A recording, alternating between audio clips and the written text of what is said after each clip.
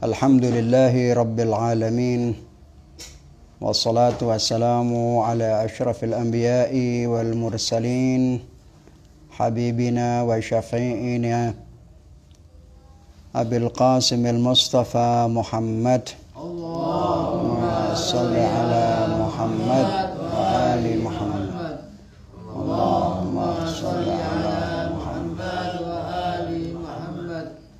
Allahumma salli ala Muhammad wa ali Muhammad wa ala alihi wa ashabihi al-mayamin. Rabbi shrah li sadri wa yassir li amri wahlul 'uqdatam min lisani yafqahu qawli. Amma ba'd. Faslun fi mu'alajatil mafasidil akhlaqiyah.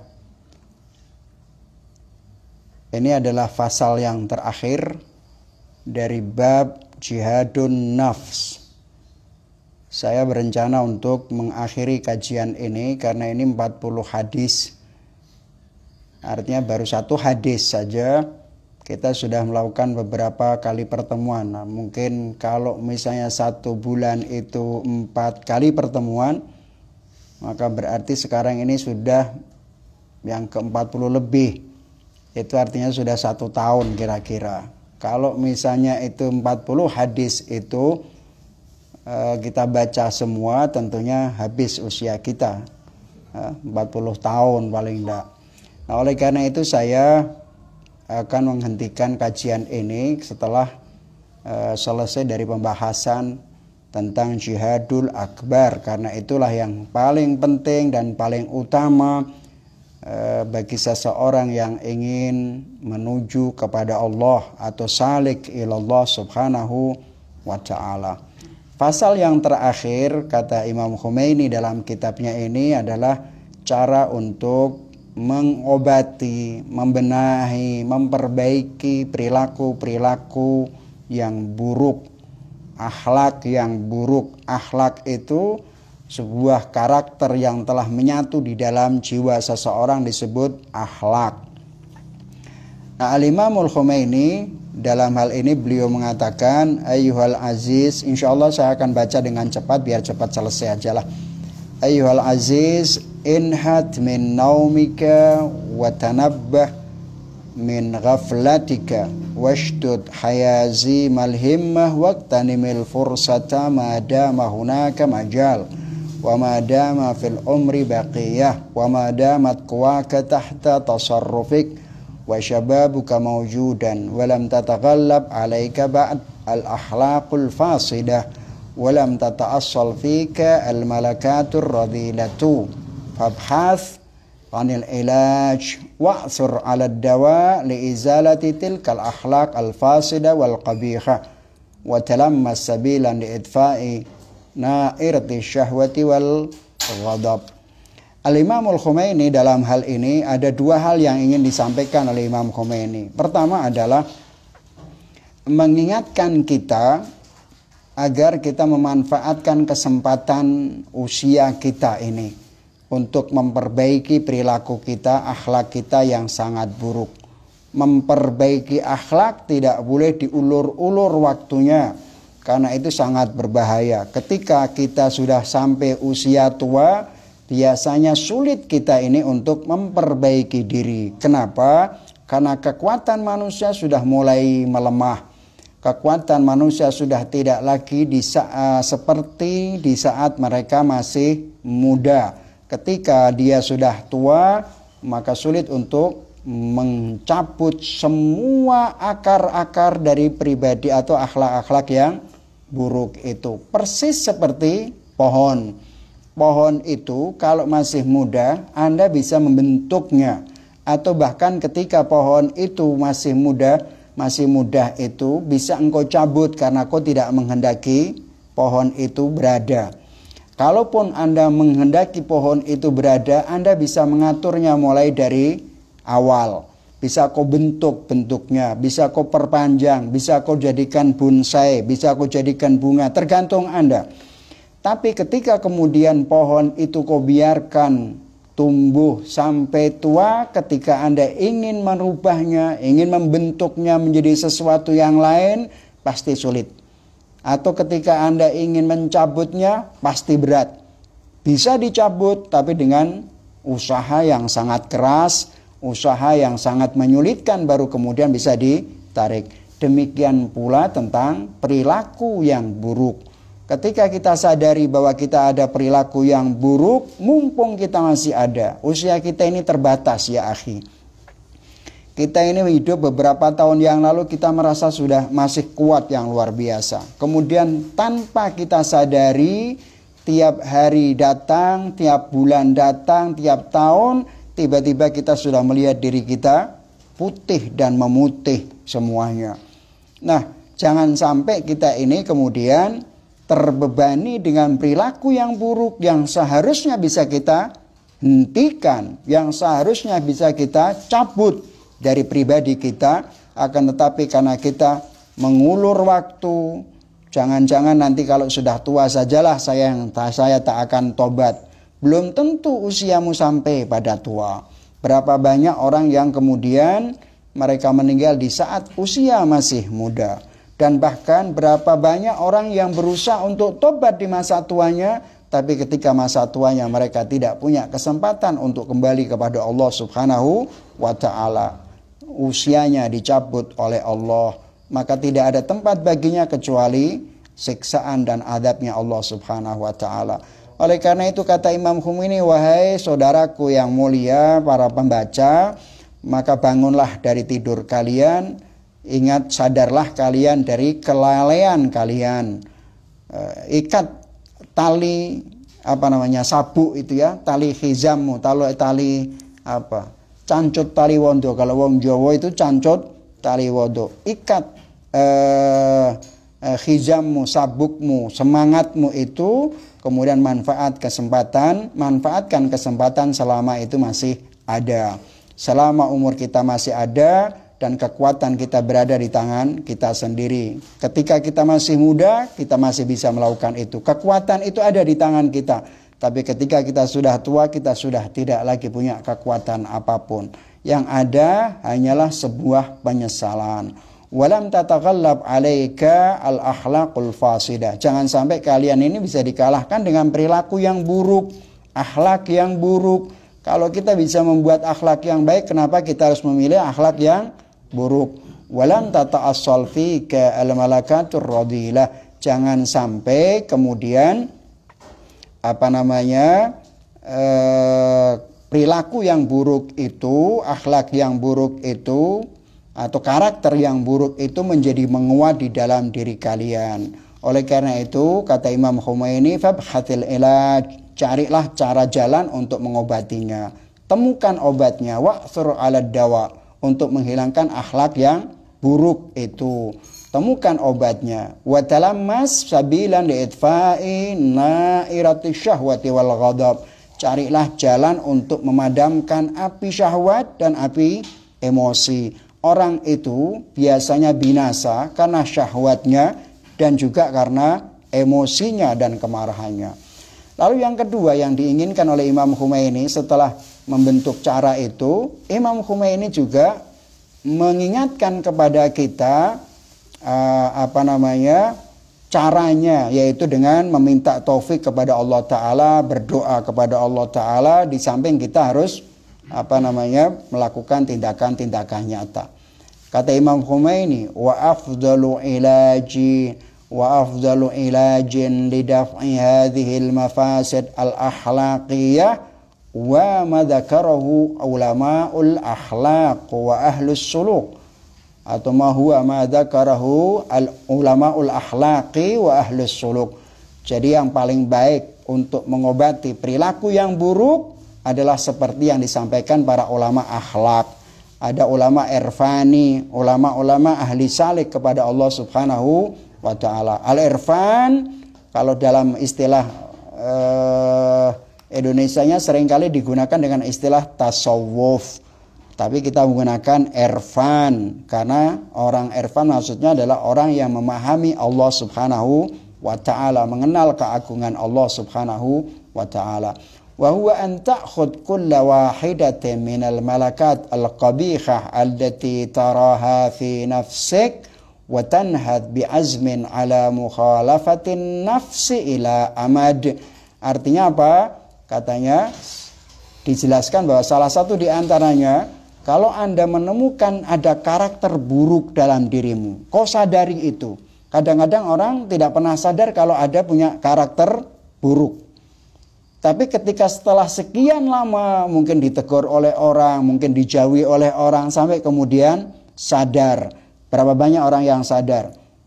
Dia sadar bahwa dia punya karakter yang tidak disukai oleh orang sehingga dia tidak punya teman sama sekali.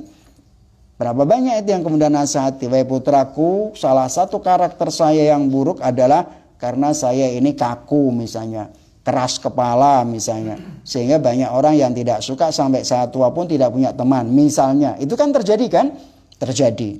Nah, ketika Anda sadar bahwa itu ada karakter yang buruk, cabutlah karakter itu. Caranya bagaimana? Dengan niat serius untuk melawan karakter yang semacam itu.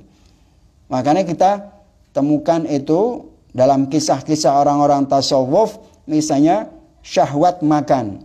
Sampai-sampai satu hari ada cerita misalnya orang sedang membongkar semangka, warnanya merah di saat dia sedang musim panas. Anda bisa bayangkan, di musim panas semangka yang sangat merah, biasanya orang makan semangka itu kalau tidak dingin tidak enak. Ditaruh di kulkas, tapi kemudian diberikan waktu yang sangat merah itu, kalau tidak salah malah cerita Imam Khomeini sendiri itu. Kemudian dia tidak ingin terpengaruh nikmatnya semangka itu, karena dengan menikmati semangka dia sudah mengikuti hawa nafsunya, nafsu makannya yang diumbar. Maka kemudian semangka itu pun diberikan garam, supaya rasa nikmatnya semangka itu menjadi hilang. Berapa banyak itu tokoh-tokoh tasawuf yang berusaha untuk mengekang nafsunya, nafsu syahwat makan, syahwat ini dan lain sebagainya, dengan cara semacam itu, yaitu dengan melawan keinginan nafsunya. Jadi kalau ada keinginan nafsu yang buruk, maka Anda harus lawan itu. Wa ta'mal aksama tarjuhu wa tatallabuhu min katil kalmalaka ar-radilah. Kamu harus melakukan yang berlawanan. Kalau keinginanmu untuk sesuatu yang buruk, cobalah dilawan dengan sesuatu yang baik. Nah, ini memang tidak mudah, tapi bisa dilakukan. Wa ala ayyi hal, ala kulli hal, utlubut taufiq minallahi ta'ala li'anatika fi hadzal jihad. Dalam jihad ini kita perlu minta taufik dari Allah Subhanahu wa ta'ala, memohon kepada Allah agar Allah membantu kita, dan itu harus sering kita lakukan. Berdoa kepada Allah, mudah-mudahan Allah menjaga kita dari perbuatan yang buruk. Wala syakka fi anna hadzal khuluqa al-qabiha sayazulu ba'da fatratin wajizah. Kata Imam Khomeini, tidak ragu lagi bahwa perilaku buruk ini akan segera hilang dalam waktu yang singkat. Kapan itu? Ketika kita memang berusaha untuk mengubahnya. Wa yafirru syaitanu wa junuduhu min hadzal khandaq wa takhullu mahallahum al-junudur rahmaniyah. Syaitan pun akan hilang dari diri kita, dan kemudian jiwa kita, hati kita ditempati oleh tentara-tentara Allah Subhanahu wa ta'ala. Tentara syaitan keluar, yang kemudian digantikan oleh tentara Allah Subhanahu wa ta'ala. Kita bisa. Kapan? Ketika kita punya keinginan untuk merubah diri kita.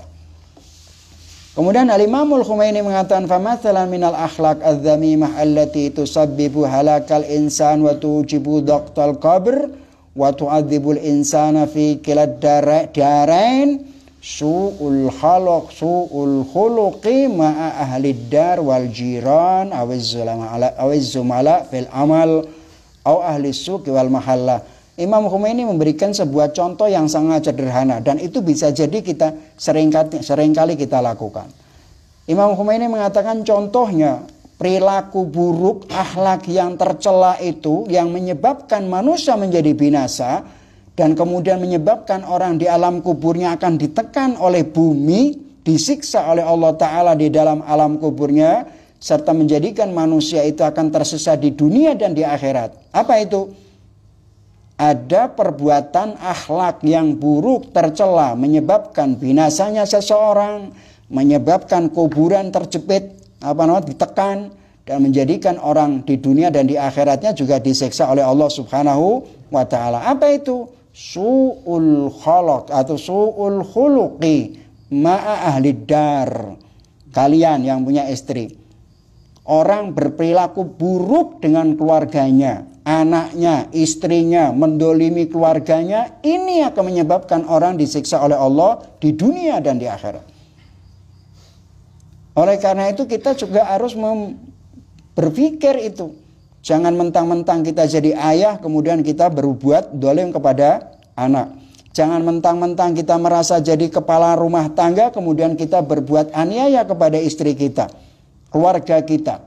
Ini semuanya akan menyebabkan kita disiksa oleh Allah Subhanahu wa taala di dunia maupun di akhirat. Nah, itu kata Imam Khomeini. Su'ul khuluqi ma'a ahli dar wal jiran wazumala. Kita berbuat dolim, berbuat buruk, bersikap tidak adil kepada tetangga. Tetangga itu memiliki peran penting. Kau dianggap mukmin ataukah tidak, bagaimana perhatianmu terhadap tetanggamu? Engkau bisa jadi membantu orang banyak, makanan sana sini, membantu bangun masjid, tapi tetanggamu yang kelaparan. Pernah kau perhatikan itu? Pernahkah kalian perhatikan itu tetanggamu itu? Apalagi tetangga yang masih ada hubungan dengan keluarga, saudara, itu yang wajib kita perhatikan. Apa artinya Anda membantu yang lainnya sementara tetangga dirimu di sekitarmu sendiri kelaparan? Anda akan mendapat dipuji orang, akan tetapi kau akan disiksa oleh Allah karena tetanggamu. Al-jar thumaddar, kata Fatimah Zahra alaihi salatu wassalam. Dia tidak pernah meminta untuk dirinya sendiri. Sayyidah Fatimah selalu berdoa untuk tetangganya. Imamul Hasan alaihi salatu wassalam mengatakan, ya ummah, tiap kali aku mendengarkan engkau berdoa di tengah malam, engkau tidak pernah berdoa untuk dirimu, untukku, untuk keluargamu, tapi selalu kau berdoa untuk orang lain. Kata Fatimah Zahra alaihi salatu wassalam, al-jar thumaddar. Tetanggamulah dulu utamakan, baru kemudian rumahmu sendiri. Makanya sampai Rasulullah Shallallahu Alaihi Wasallam seperti diungkapkan oleh Imam Ali bin Abi Thalib, seakan-akan Rasulullah ini mewasiatkan kepada tetangga, seakan-akan tetangga ini mewarisi Rasulullah Shallallahu Alaihi Wasallam. Nah, jadi hati-hati. Keluargamu hargai, jangan sampai kita berperilaku buruk, apalagi memukul, apalagi mengata-ngatai dengan bahasa yang tidak pantas untuk kau sampaikan kepada keluargamu, istrimu terutama. Seringkali kita melakukan, banyak orang yang kemudian selalu menggunakan bahasa kotor terhadap istrinya, padahal dia adalah ibu dari anaknya, dia adalah bagian dari hidupnya. Sedemikian pula seorang istri kadang juga mencaci maki, mengumbar semua aib suaminya di depan siapapun, padahal dia adalah bagian dari hidupnya. Apakah dikira ketika seseorang mengungkit atau membicarakan aibnya suaminya, atau seorang suami mengungkapkan aib istrinya, itu tidak berarti mengungkap aibnya dirinya sendiri? Dirinya sendiri, boro edewe lah yang diungkap. Itu penting, makanya hati-hati. Kemudian tetangga, jangan sampai dia bersikap buruk terhadap tetangga. Jaga tetangga. Sebelum apa-apa, bukan keluargamu, bukan saudaramu. Yang pertama kali ketika ada musibah yang terjadi di rumahmu, maka tetanggamu lah yang pertama kali akan datang. Pertama kali yang menolong kamu adalah tetangga. Sebelum saudara, sebelum yang lainnya. Ini penting, tetangga penting. Naam. Wal jiran awiz zumala fil amal, atau kawan, teman dekat. Zamil itu teman dekat ya, teman dekat dalam bekerja. Jangan mengkhianati kawanmu dalam pekerjaan, karena itu akan menghancurkan kehidupanmu dan itu akan menyebabkan kau disiksa oleh Allah di dunia dan di akhirat. Di duniamu kamu akan tersiksa, menderita, dan di akhirat kamu akan disiksa oleh Allah Ta'ala. Au ahli suq wal mahalla. Kita yang pedagang di pasar, yang punya toko dan lain sebagainya, hati-hati itu. Hati-hati, jangan sampai kita ini menipu orang lain, pembeli langganan hanya untuk kepuasan sesaat. Kau dapat untung banyak, tapi ingat, keuntunganmu itu tidak akan pernah membawa berkah. Karena orang itu akan mengingat Anda selamanya. Ingat itu. Awiz zumala fil amal au ahli suqi wal mahalla wa huwa walidul ghadabi wasyahwa wal ghadabi wasyahwa. Semua yang kau lakukan dengan perilaku buruk tetangga pada keluarga, anak, tetangga, kemudian teman atau syirkah dalam perdagangan, semuanya itu akibat daripada emosi dan mengumbar syahwat, keinginan syahwat duniawi. Wa idza kana al-insan al-mujahid yufakkir fi sumuwi wa tarafu'i alaihi indama ya'taridu amrun ghairu marghubin fihi khaitu tatawahhaju fihi narul ghadab litukhriqal batin wa tad'uhu ilal fahshi was-sayyi' minal qaul alaihi an ya'mal bi khilafin nafs. Kata Imam Khomeini, seorang mujahid yang ingin memerangi dirinya sendiri, memerangi hawa nafsunya sendiri, berpikir untuk meningkatkan dirinya dan derajatnya di sisi Allah Subhanahu wa taala, maka ketika dia menemukan sesuatu yang tidak diinginkan, yang kemudian memunculkan masalah emosi yang membakar batin kita dan mengajak kita berbuat keburukan, mengucapkan kalimat-kalimat yang tidak baik, hendaknya kita harus melakukan bertindak yang berbeda. Artinya ketika Anda disakiti orang, Anda boleh bisa saja membalasnya. Anda boleh membalasnya. Seperti Imam Ali Zainal Abidin ketika dicaci maki oleh seseorang. Imam Ali Zainal Abidin dicaci maki oleh seseorang, dan Imam Ali bin Abi Thalib, Imam Ali Zainal Abidin saat itu disaksikan oleh sahabat-sahabatnya. Kata Imam Ali Zainal Abidin, saya akan datangi orang itu dan kalian harus mengikuti aku. Imam Ali Zainal Abidin mengangkat sandalnya, melepaskan sandalnya dan dibawa untuk menuju ke orang rumah itu. Anda bisa bayangkan dicaci maki dengan tuduhan yang buruk. Tapi Imam Ali Zainal Abidin alaihissalatu wassalam selama perjalanan menuju ke rumah orang itu, Imam Ali Zainal Abidin selalu mengucapkan ayat wal kadhiminal ghaidha wal afina anin nas, dan orang-orang yang mampu menahan emosinya dan memberikan maaf kepada orang lain. Wal afina anin nas wallahu yuhibbul muhsinin, dan Allah mencintai orang-orang yang berbuat baik. Setiap dia melangkahkan kakinya mengucapkan ayat itu. Kemudian para sahabat dia berkata, demi Allah Imam Ali Zainal Abidin, saya yakin tidak akan pernah mencaci maki, membalas orang itu. Sampai kemudian ke depan rumah orang yang mencaci makinya, sahabat-sahabat juga menyaksikannya. Yang punya rumah bergetar karena Imam Ali Zainal Abidin datang diduga akan membalas caciannya. Padahal dia punya hak kan untuk membalas itu. Dia datang ke sana, kemudian yang punya rumah menemui Imam Ali Zainal Abidin alaihissalatu wassalam. Sambil bergetar tubuhnya menghadapi Imam Ali Zainal Abidin. Imam Ali bertanya, ya fulan, engkau telah mengucapkan sesuatu yang buruk bagiku dan bagi orang tuaku. Sekiranya hal itu benar, maka aku memohon ampun kepada Allah Subhanahu wa ta'ala. Dan apabila itu yang kau tuduhkan itu salah, maka semoga Allah Subhanahu wa ta'ala mengampunimu. Itu ungkapan Imam Ali Zainal Abidin. Orang yang didatanginya kemudian dia bersujud di kakinya Imam Ali Zainal Abidin dan berkata, demi Allah, apa yang aku sampaikan kepadamu, apa yang aku tuduhkan kepadamu adalah ada pada diriku. Kemudian dia minta maaf kepada Imam Ali Zainal Abidin dan menjadi orang yang bertaubat kepada Allah Subhanahu wa ta'ala. Nah, kadang-kadang kita dipancing emosi itu dan kemudian kita mengungkapkan kata-kata yang sama. Seringkali bahkan kita tak jarang berbangga diri ketika kita berbuat kejahatan yang sama kepada orang yang berbuat jahat kepada kita. Kita bangga itu. Ada orang yang menyakiti kita, kita balas dengan menyakiti, kita merasa bangga. Weh, hebat. Padahal Anda tak ubahnya seperti mereka. Nah, kata Imam Khomeini, kalau itu terjadi, alaihi an ya'mal bi khilafin nafs, kamu harus berbuat melawan nafsumu. Wa an yatadakkar su'a aqibati hadzal khuluqi wa natijatahu al-qabihah. Kamu harus ingat dampak dari perbuatan burukmu itu seperti apa.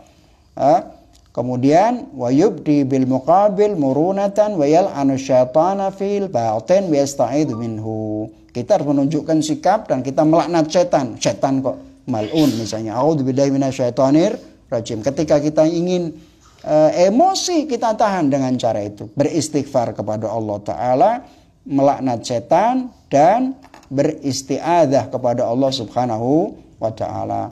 Kata Imam Khomeini, inni ata'ahadu laka bi annaka law qumta bidzalika suluk wa qarartahu iddata marrat fa innal khuluqa sayyi sayataghayyaru kulliyan. Saya berjanji kepada kalian, kata Imam Khomeini, apabila kalian melakukan itu dengan law qumta bidzalika suluk, melakukan perilaku yang semacam itu, artinya tidak membalas, melakukan tindakan yang berlawanan dengan hawa nafsumu, dan engkau lakukan terus-menerus, kau ulang-ulang terus-menerus, maka perilaku yang buruk, akhlak yang buruk itu mesti bakal berubah total, kata Imam Khomeini. Janji Imam Khomeini, tergantung kitanya. Wa sayahullul khuluqu al-hasana fi alamika fi alamika al-batin. Kemudian setelah itu, setelah berubah, yang menempati posisi di hatimu apa? Yaitu perilaku yang buruk. Perilaku yang jelek hilang, berganti dengan perilaku yang baik. Akhlak yang damimah hilang dan diganti dengan akhlakul hasanah. Naam, walakinnaka idza amilta wifqa hawan nafsi faminal mumkin am yubidaka fi hadzal alam nafsihi. Tapi kalau kau mengikuti nafsumu, tidak merubah, tidak melawan nafsumu, maka bisa jadi kamunya di dunia ini sudah menjadi binasa. Anda sudah tidak lagi jadi manusia apapun, sama sekali tidak ada harganya sama sekali. Wa a'udzu billahi ta'ala minal ghadab alladzi yuhlikul insan fi anin wahid fi kilad darain faqad yuaddi dzalikal ghadab la samahallah ila qatlin nafs. Kita berlindung pada Allah Subhanahu wa taala dari emosi yang dapat menghancurkan manusia di saat yang sama, berbarengan di dunia dan di akhirat, hanya gara-gara emosi. Gara-gara emosi membuat kau disiksa, kau hancur di dunia dan juga di akhirat. Kenapa? Bahkan kadang-kadang kata Imam Khomeini, kemarahan itu bisa menyebabkan orang membunuh orang lain. Berapa banyak orang yang terbunuh hanya gara-gara tersinggung? Tersinggung, ditusuk, tersinggung. Anda bisa bayangkan itu.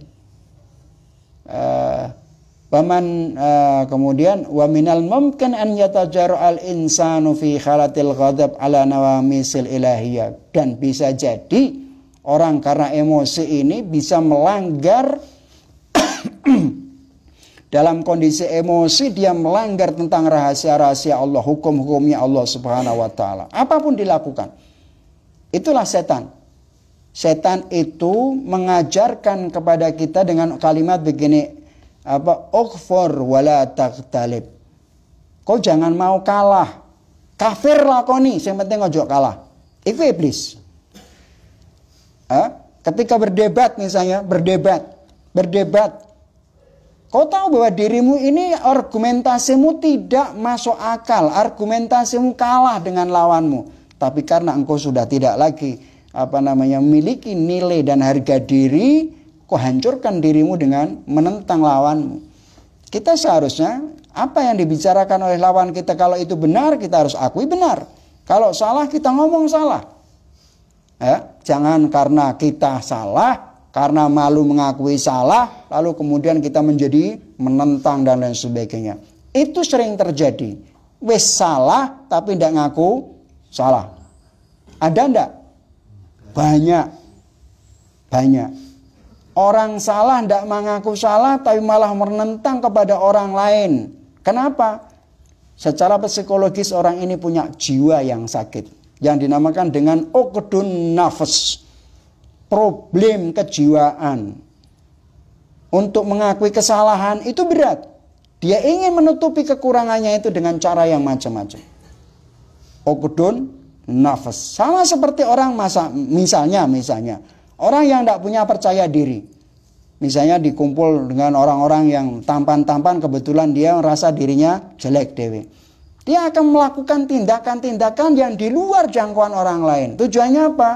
Untuk mencari perhatian agar dianggap sebagai orang yang hebat di antara yang lain. Ini namanya uqdun nafas. Nah, ini penyakit, itu penyakit itu. Kata Imam Khomeini, kama ra'ayna anna ba'dhan nasi qad asbahu min jara'il ghadab murtaddin. Bahkan kita saksikan hanya gara-gara emosi saja mereka sampai bisa menjadi murtad. Hukum Allah dilanggar, dia jadikan murtad. Itulah iblis. Ukfur wala taktalib. Kemudian tadi disebutkan mana tadi? Waqad qala al-hukama'u inna as-safinata allati tata'arradu li amwajil bahril atiyati wa hiya biduni qabtan la hiya aqrabu ila an-najat minal insan wa huwa fi halatil ghadab. Para ahli hikmah itu, para ahli filsafat memberikan sebuah ungkapan menarik. Kapal itu yang dia menghadapi gelombang yang besar, tapi ini tanpa ada kaptennya, bergelombang dengan cara sendirinya. Dia bilang lahiya aqrabu ilan najat, itu jauh lebih mengamankan daripada manusia yang dalam kondisi emosi. Gelombang, kapal di tengah diterjang oleh gelombang besar tanpa ada kaptennya, tanpa ada nakodanya.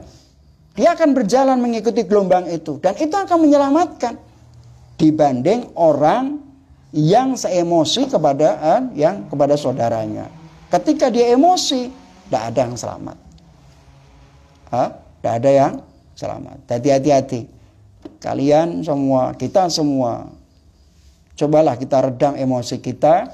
Sebelum kita melakukan tindakan karena ketersinggungan dari orang lain, coba kita pikirkan matang. Apa dampaknya, apa pengaruhnya, dan lain sebagainya. Wa illa kita sama dengan mereka. Aw idza kunta la samahallah min ahli al-jidal wal mira' fil munaqashat al-ilmiyah ka ba'dina nahnu at-talabah al-mubtalina bi hadhihi sariratil qabihah. Misalnya kalian ini orang yang suka berdebat. Berdebat itu penyakitnya para santri. Itulah. Min ahli jadli wal mira' fil munaqashat al-ilmiyah. Kita ini kata Imam Khomeini, sebagian para santri itu ada yang sok-sokan, memang dia belajar ingin menunjukkan keilmuannya, maka dia suka debat sana, suka debat sini, dan lain sebagainya. Suka debat sana juga debat sini. Al-mira' itu artinya adalah al-jidal, sama. Naam. Dan ini karakter buruk ya, karakter buruk. Apalagi misalnya kadang-kadang seorang pelajar, anggaplah ustadz, kiai masih muda, tapi sok pinter ngandani, terus sok mengajari kepada orang yang lebih tua. Nunjukkan keilmuannya, padahal dia bodoh. Sering kali terjadi. Dan sering kali kita lihat itu. Kata Imam Khomeini, fa'mal fatratan bi khilafin nafs. Kalau begitu, ketika Anda suka, cobalah hentikan. Jangan ikuti nafsumu. Orang berbeda itu wajar. Kalau memang tidak harus kau balas, tidak harus kau debat, kenapa harus kau debat? Itu keyakinannya. Kecuali orang itu minta penjelasan kepada kita, kita jawab. Itu berbeda dengan orang yang suka jidal. Jidalnya adalah jidal dengan argumentatif karena dibutuhkan. Berapa banyak orang menyaksikan seseorang ceramah, itu sebenarnya tidak benar, biarin aja. Toh itu keyakinannya. Keyakinannya semacam itu, dalam hadis yang ada semacam itu keyakinannya. Kita kalau mau duduk, mau ini, ya duduk, diskusi apa adanya, kita buktikan. Tetapi mereka meyakini itu mau apa lagi? Kita tidak akan pernah mengungkit keyakinan orang tanpa mereka juga duduk kepada kita dengan diskusi yang baik. Al-Quran mengatakan bajadilhum billati hiya ahsan, dengan cara yang baik, argumentatif, karena melihat maslahat dan manfaat. Naam, fa'mal bi khilafat ratan bi khilafin nafs. Fa idza dakhalta fi niqashin ma'a ahadil ashkhas majlisin ma wa ra'aita annahu yaqulul haqq fa'tarif bi khata'ika wa saddiq qaulal muqabil. Kalau kau masuk dalam diskusi perdebatan atau diskusi dengan seseorang di suatu majelis, kalau kau melihat bahwa yang diucapkan itu benar, kau harus akui bahwa itu benar. Kau yang salah. Gentle. Anda benar, saya salah. Tapi semacam ini kan tidak mudah. Karena tidak mudah, maka perlu diperangi. Itu loh. Apalagi, makanya dalam riwayat al-qawlu disebutkan aqulu la a'lam nisful ilmi. Orang berkata saya tidak tahu, itu separuhnya ilmu. Karena Anda jujur. Tapi yang repot itu tidak ngerti ngomong. Ya, para penceramah-ceramah itu yang luar biasa itu tidak ngerti Syiah, bicara tentang Syiah ngawur. Kebangetan itu. Jak diskusi tidak berani, jak duduk tidak berani. Tapi koar-koar di delapan, di tempatnya mereka sendiri. Saya sudah membuktikan itu. Memang keterlaluan. Kalau kita mau diskusi, diskusi dengan aturan yang baik. Kalau argumentasi kita salah dan Anda benar, saya akan katakan Anda benar dan saya salah. Itulah namanya orang berdiskusi. Karena kita, jiwa kita tidak boleh dikuasai oleh iblis. Kata Imam Khomeini, wa idza dakhalta fi niqashin ma'a ahadil ashkhas majlisin ma wa ra'aita annahu yaqulul haqq fa'tarif bi khata'ika. Akui kesalahanmu. Wa saddiq qaulal muqabil. Percayai, akui kebenaran orang yang di sebelahmu atau lawanmu. Wal ma'mul an tazula hadhir radila fi zamanin qasir. Harapannya apa? Harapan bahwa perilaku buruk ini itu akan bisa segera hilang. Tapi lagi-lagi, mengakui kalah itu tidak mudah. Mengakui salah itu tidak mudah. Secara argumentatif kita bisa mendiamkan dia. Tapi apakah kemudian dia akan mengakui? Tidak perlu dia mengakui. Karena dia tidak akan bisa mengakuinya. Tapi hanya terdiam dan tidak akan bisa ngomong.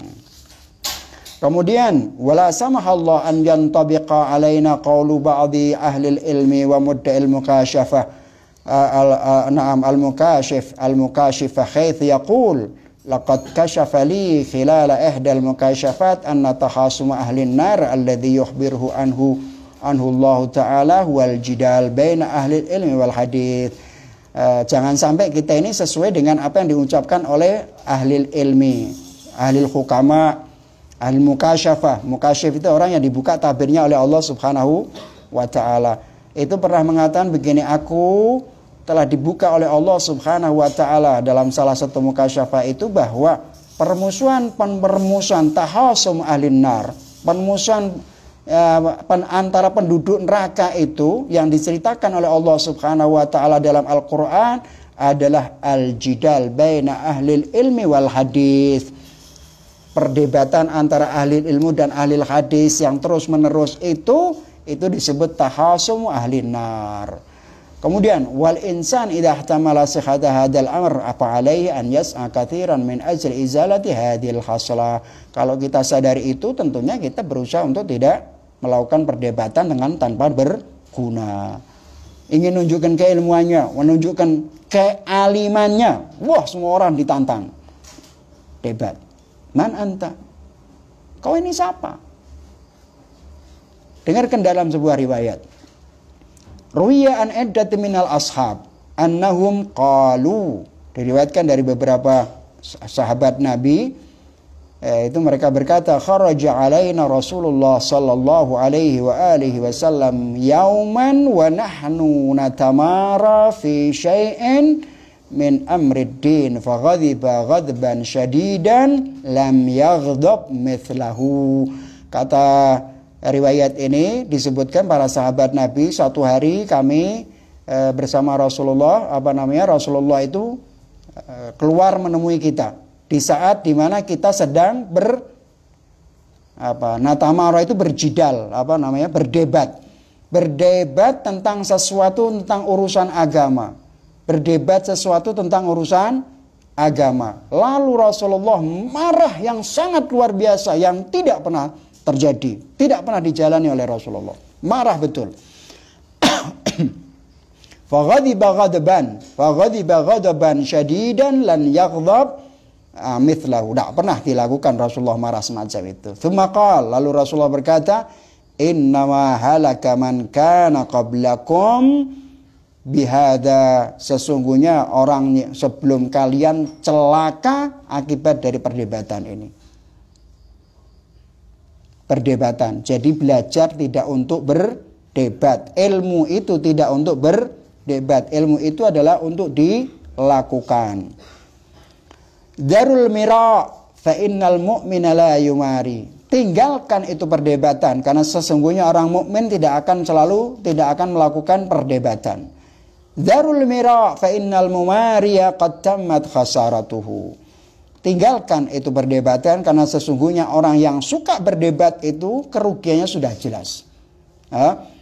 Kemudian darul mira fa innal mumari la ashfa'u lahu yaumal qiyamah. Tinggalkan perdebatan itu, karena sesungguhnya orang-orang yang suka berdebat itu aku tidak akan mensyafaatinya di hari kiamat. Darul mira fa inni za'imun bi thalathi abyatin fil jannah fi riyadhiha wa awsatiha wa a'laha liman tarakal mira'a wa huwa shadiqun. Tinggalkan itu perdebatan itu. Sesungguhnya aku akan memimpin atau menduduki 3 rumah abyat. Walaupun kalimat abyat adalah jamak dari kata bait. Baitun, abyatun atau buyut dan buyutat jamaknya. Jadi saya, kata Rasulullah SAW, akan menguasai di 3 tempat di surga itu nanti. Yaitu di taman-taman surganya, kemudian di tengah-tengah surga, dan di tingkat tinggi daripada surga. Itu semua untuk apa? Liman tarakal mira wa huwa shadiqun, bagi orang, disediakan untuk orang-orang yang tidak suka berdebat. Darul mira fa inna awwala ma nahani anhu rabbi ba'da ibadatil awsan al mira. Tinggalkan perdebatan itu, karena sesungguhnya pertama yang Allah Subhanahu wa taala larang dariku setelah menyembah awsan, berhala-berhala, yaitu perdebatan yang tidak berguna. Tapi bagaimana perdebatan dalam Al-Quran mengatakan wajadilhum billati hiya ahsan. Perdebatan yang diizinkan oleh Allah Subhanahu wa taala adalah berbentuk khiwar, untuk membuktikan argumentasi. Anda menuduh saya begini, maka coba tidak ada salah, tidak ada penyelesaian kecuali Anda duduk. Anda menganggap Syiah sesat, silahkan, itu hak Anda. Tapi coba ayo kita selesaikan, jangan mengganggu. Coba kita duduk bersama-sama, kita selesaikan persoalan ini masing-masing dengan argumentasi yang kuat. Bukan menuduh, bukan mengeyel, dan lain sebagainya. Kita bawa kitab-kitab kita. Dari Ahlus Sunnah kita bawa, kita juga demikian kita bawa. Penyelesaian tentang madhab hanya bisa dilakukan ketika terjadi khiwar, dialog. Itu bukan menuduh, bukan mencaci maki, bukan memfitnah. Nah, ditanyakan dulu, ayo kita duduk bersama. Itulah perdebatan yang dilarang, adalah perdebatan yang tidak membawa manfaat. Tapi perdebatan yang diizinkan oleh Allah adalah dengan tadi wajadilhum billati hiya ahsan. Hatu burhanakum in kuntum shadiqin. Kalau kau menganggap apa yang kalian itu, yang keyakinan itu benar, ayo buktikan keyakinanmu, argumentasinya keke. Itu kata Allah Subhanahu wa ta'ala. Wa anhu aidan la yastakmilu abdun haqiqatal iman hatta yada'al mira'a wa in kana muhiqqan. Kata Rasulullah sallallahu alaihi wasallam, seorang hamba hakikat imannya tidak akan pernah sempurna sehingga dia meninggalkan perdebatan itu, meskipun dalam perdebatan itu hak. Muhiqqan, dia benar karena ditantang kok. Itulah. Ayo, misalnya begitu. Nah, hatta yada al-mira'a wa in kana muhiqqan. Al-mira' al-jidal. Al-mira' itu ya debat tapi menunjukkan sok kepinteran nih, sok pinter, ben dianggap orang alim, ben dianggap orang ya macam itulah kira-kira. Wal ahadits fi hadzal bab katsira, fama akbaha an yahrumal insanu syafa'atar rasulil akram sallallahu alaihi wa alihi wasallam bi wasitati mughalabati juz'iyatin laisa fiha ayu thamarin wala athar. Banyak riwayat tentang hadis itu dan sungguh sangat buruk orang yang tidak mendapatkan syafaat Rasulullah Shallallahu Alaihi Wasallam hanya dikarenakan lantaran karena dia kalah dengan sesuatu yang bersifat juz'i, seperti misalnya berdebat. Ngajak debat, suka mendebat orang dan lain sebagainya. Ini kan sesuatu yang kecil. Apa kalau kau menang jadi apa? Kalau kau kalah jadi apa? Tidak ada manfaatnya. Tapi dampaknya mereka tidak akan mendapatkan syafaat dari Rasulullah. Seperti kata Rasulullah, fa innal mumari la ashfa'u lahu yaumal qiyamah. Wa ma akbaha an tatahawwala mudhakaratul ilmi wa hiya afdalul ibadat wa ta'at idza kanat bi niyatin sahihah ila a'dawil ma'asi bi fi'lil mira' wa tatlu martabata ibadatil awsan. Dan sungguh ilmu itu adalah diskusi tentang ilmu. Mudzakarah namanya. Mudzakarah itu saling mendiskusikan, bukan berdebat, mendiskusikan. Mudzakarah kalau di dalam pesantren itu biasanya apa namanya? Mubahathah, diskusi, membahathah, mudzakarah. Itu berbeda namanya mudzakarah, saling berbeda dengan al-mira', berjidal. Mudzakaratul ilmi itu adalah sesuatu ibadah yang sangat luar biasa, taat yang sangat luar biasa. Kalau itu dilakukan dengan cara yang benar, dengan niat yang benar. Tiba-tiba berubah menjadi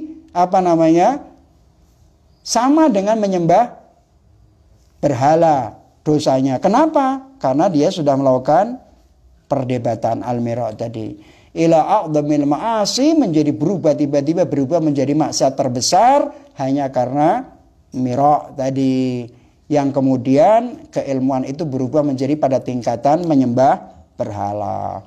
Ala ayyi hal yanbaghi lil insan an ya'khudha bi nadharil i'tibar al-akhlaqiyyah al-akhlaq al-qabihah al-fasida bi'tibariha wahidatan wa yukhrijuha min malakati ruhihi bi mukhalafatin nafs. Ala kulli hal, manusia hendaknya dia harus memperhatikan perilaku yang buruk itu sebagai perilaku dengan pemahaman yang jelas, dan harus berusaha untuk mengeluarkan perilaku yang buruk atau akhlak yang buruk itu dari kebiasaan ruhnya, ya. Dengan cara apa? Dengan cara melawan nafsu.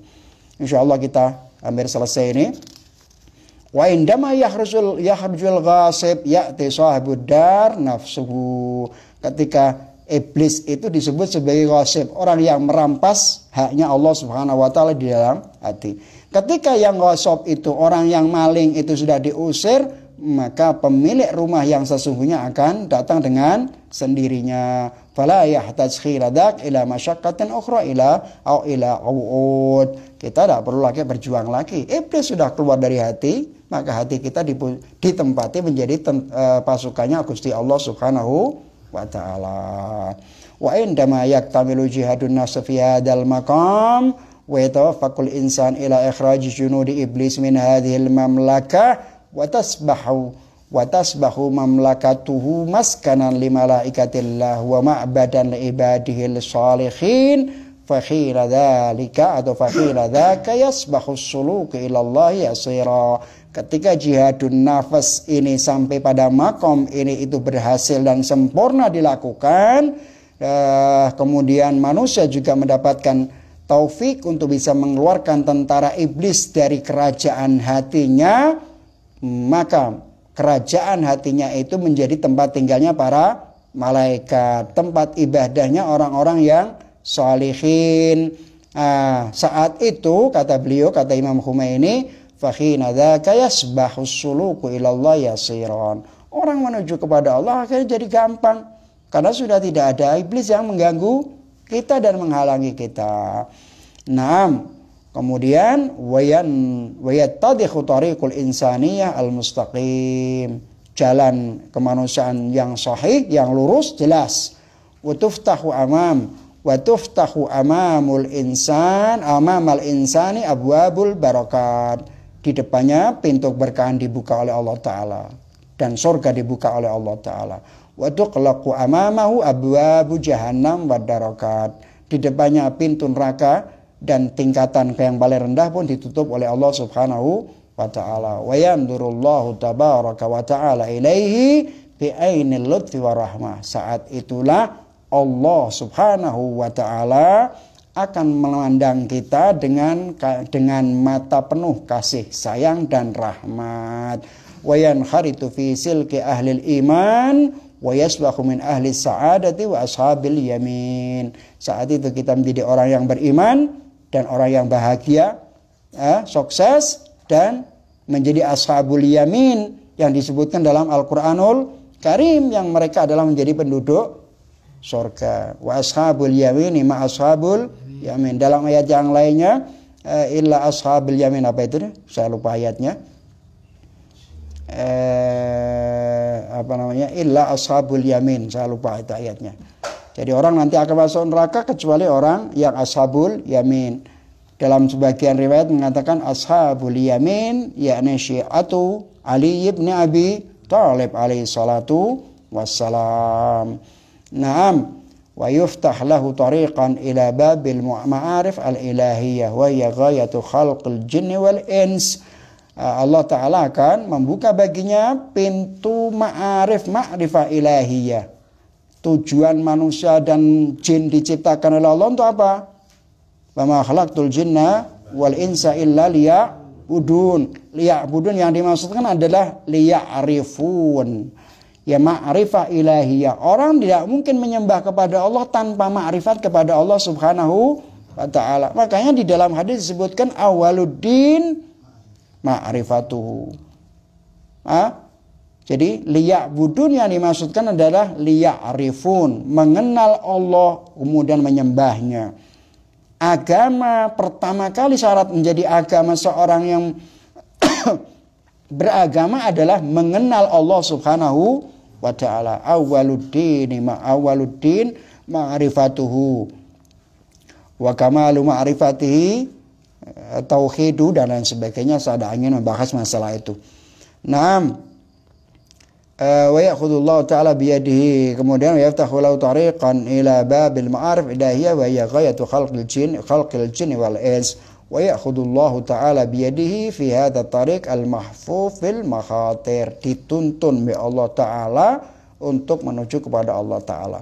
Jalan yang berbahaya itu dituntun oleh Allah, maka dia tidak akan pernah tergelincir. Kapan? Ketika kita mampu melawan nafsu kita. Waqad kunna nuridu an nusyira ila hadzal maqam ats-tsalits lin nafsi wa kayfiyatil mujahada fi wa nudzakkir adal bima kaidi syaitan fi hadzal maqam walakinna lam naral maqam munasiban lidzalik. Kata Imam Khomeini, saya ini juga kepengen dalam bab ini ingin mengisyaratkan, menjelaskan tentang nafsu dan cara melawan nafsu.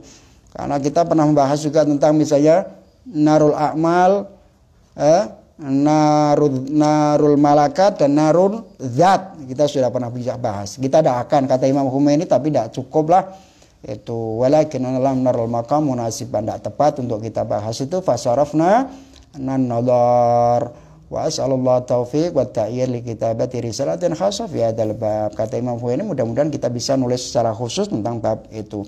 Ala kulli hal, kita memohon kepada Allah Subhanahu wa ta'ala, mudah-mudahan apa yang kita pelajari selama ini dari arba'una haditsan, dari satu hadis ini yaitu tentang jihadun nafs, Mudah-mudahan Allah Subhanahu wa taala meridhai kita semua dan bermanfaat untuk kita, sehingga selesai daripada pelajaran yang kita pelajari itu akan memberikan manfaat, menuntun kita menuju kepada Allah Subhanahu wa taala, sehingga kita bisa mudah meninggalkan maksiat dan mudah untuk taat kepada Allah Subhanahu wa taala. Walhamdulillahirabbil alamin. Wa sallallahu ala Muhammad wa alihi tahirin. Tapi kita minta suratul Fatihah kita hadiahkan kepada ruhul Imamil Khomeini wa syuhada'i Karbala. Al-Fatihah. A'udzubillahi minasyaitonir rajim. Bismillahirrahmanirrahim. Alhamdulillah rabbil alamin arrahmanir rahim maliki yaumiddin iyyaka na'budu wa iyyaka nasta'in ihdinas siratal mustaqim siratal ladzina an'amta 'alaihim ghairil maghdubi 'alaihim waladdallin.